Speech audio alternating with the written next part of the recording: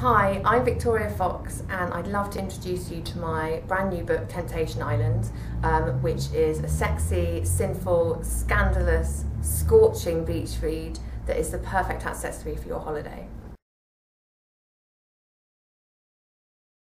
Temptation Island is my second novel. I definitely learnt a lot from the writing of my first book, which was Hollywood Sinners, which is, unlike Temptation Island, it's set very much in kind of big cities, so Hollywood, Vegas and London, whereas obviously Temptation Island, it goes between multiple international locations, but you do have this central pull of the exotic ocean island as well.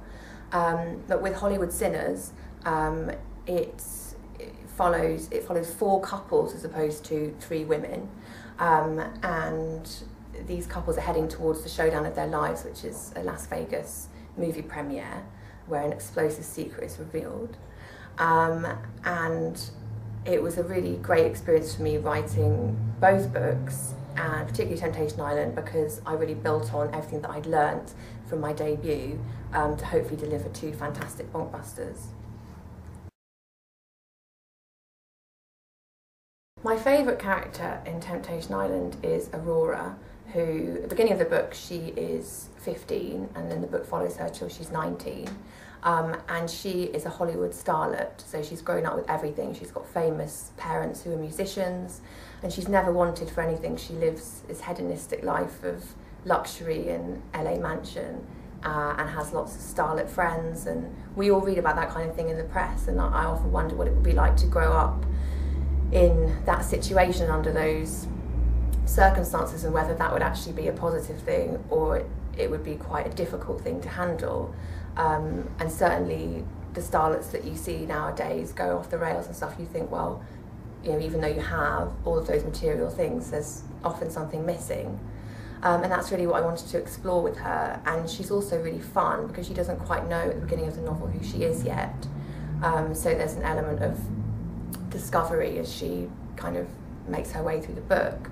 And she also gets to go to boarding school and travel the world and lands up in all these exotic locations, but it doesn't all go to plan, so hers was a really exciting story to write.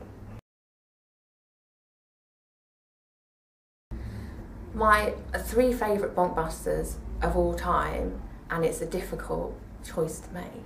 The first one, and number 1, is Lovers and Gamblers by Jackie Collins, which is, I think it was the first one of Jackie's that I read when I was about 13, and it blew me away.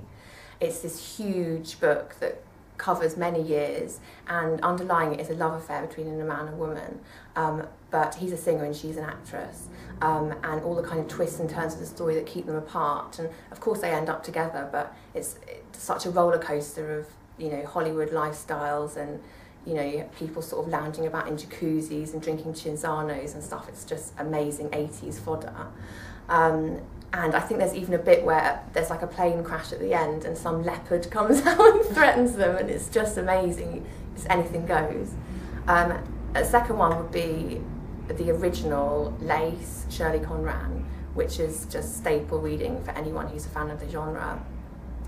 It's such a great story of friendship as well as kind of sex and intrigue, and that covers generations and continents, and again it's got that element of sort of silliness that you got in the old 80s ones. Really great sense of humour, and also just a lovely book to read when you're a young girl, because it kind of teaches you about the world in a really exciting way, and you'll never think of a goldfish in the same way again once you've read it.